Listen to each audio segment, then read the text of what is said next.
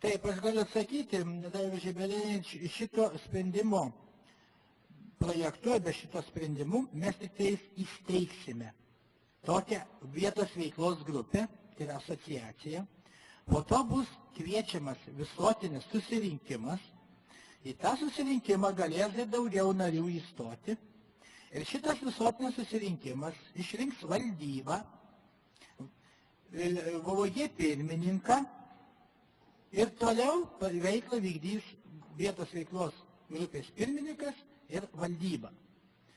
Steigimą mes tą procedūrą turime atlikti, puikiai atsimenate, praeitais metais mes steigėme miesto vietos veiklos grupę, taip pat buvo tokių irgi, reiškia, pamastymų, galbūt abejonių, bet matote, viskas susiklosti pakankamai gerai, vietos veiklos grupė įsteigta, pradės ruošti strategiją, tai aš manau ir šičia nėra jokių, mes netvirtiname jokios valdybos.